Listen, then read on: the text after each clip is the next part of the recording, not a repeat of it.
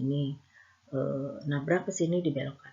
Tetapi ada juga sinar alfa yang dipantulkan. Kalau dipantulkan berarti dia menabrak sesuatu yang sangat keras.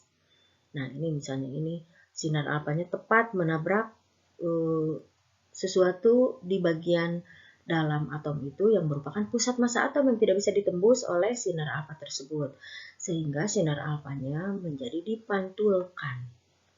Dari kesimpulan ini, Rutherford itu menyimpulkan bahwa di dalam atom itu ada bagian yang merupakan pusat massa atom yang disebut dengan inti atom. Sementara di bagian luar inti atom itu adalah seperti ruang kosong, ya, begitu.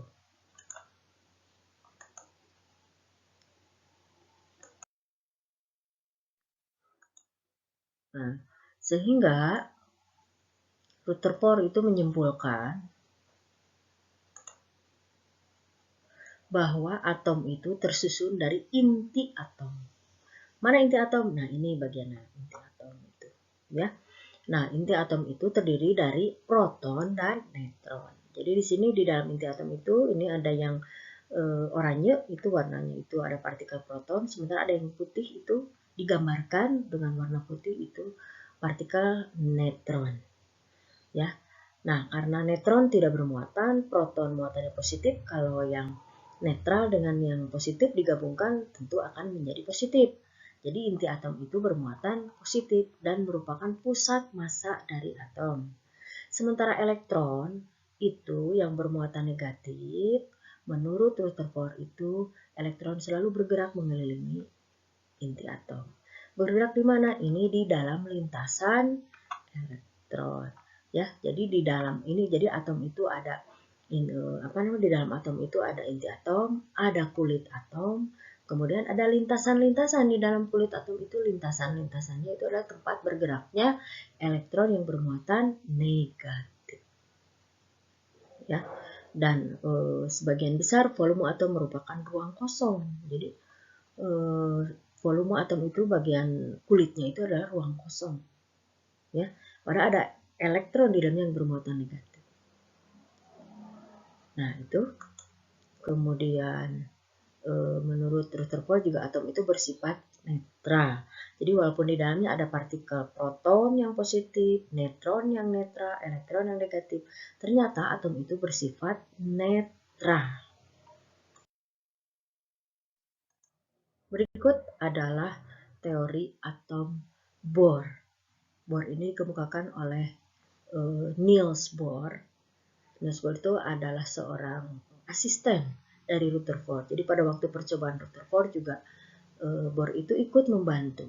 Kemudian menyempurnakan percobaan Rutherford. Nah, dari percobaan Rutherford, beliau mengemukakan bahwa elektron itu mengelilingi inti atom pada lintasan tertentu yang stasioner yang disebut dengan kulit. Jadi melanjutkan rangkuman atau teori yang dikemukakan oleh Rutherford. Jadi atom itu terdiri dari inti atom, kemudian ada kulit-kulit atom yang berlapis-lapis. Kulit atomnya itu tempat bergeraknya elektron. Ya. Nah, elektron itu dapat berpindah lintasan apabila menyerap atau memancarkan energi. Nah, ini inti atom. Kemudian ini adalah kulit atom berlapis-lapis. Ya, kalau di sini digambarkannya kulitnya ada 3. Sebetulnya kulitnya ada 7. Ya, sampai 7. Nah, ini kulit yang paling dekat dengan inti atom itu adalah kulit K disebutnya atau kulit pertama. Berikutnya ini kulit kedua atau kulit kedua ini adalah kulit L. Kulit ketiga ini, kulit ketiga namanya kulit M.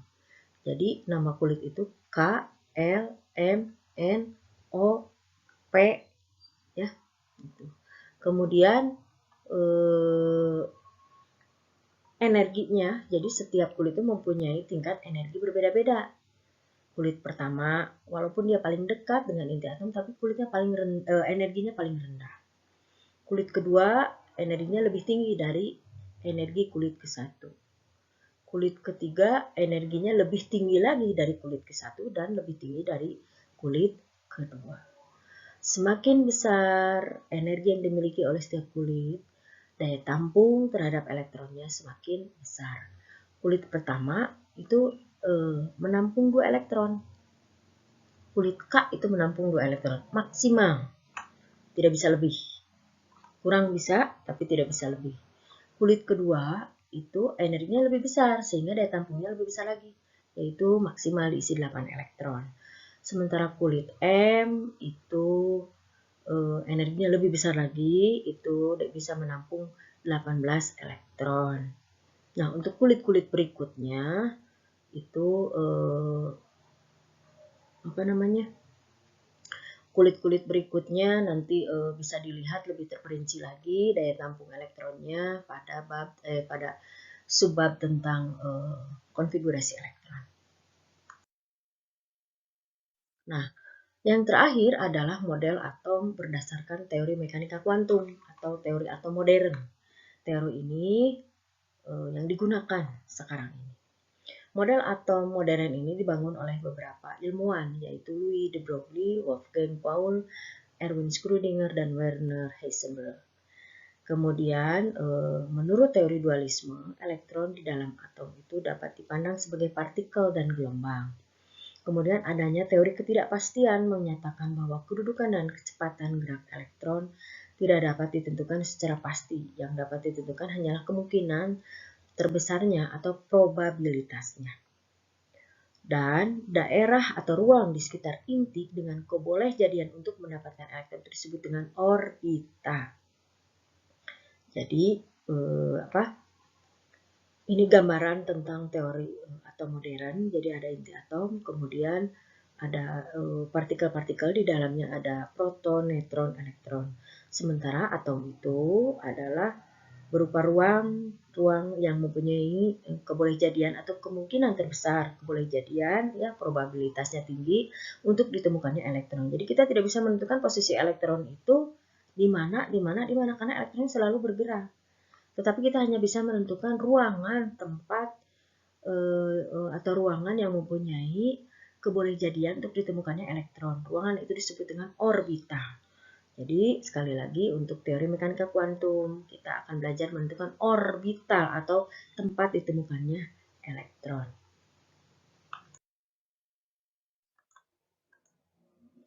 Berikut struktur atom. Nah, kita sudah melihat ya tadi teori perkembangan teori atom.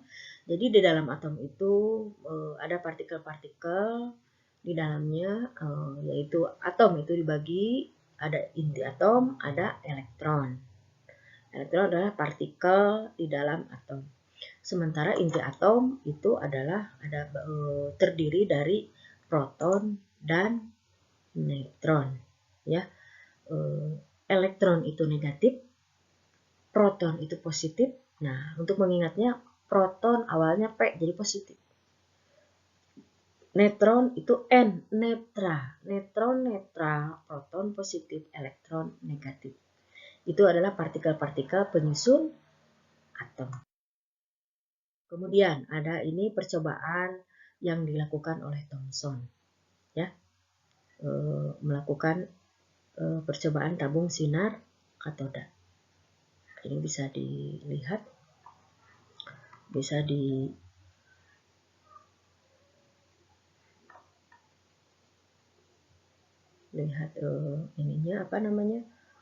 penjelasannya. Kemudian ini juga untuk penentuan muatan elektron. Muatan elektron itu muatannya negatif. Dari mana negatif? Dari percobaan tetes minyak, ya.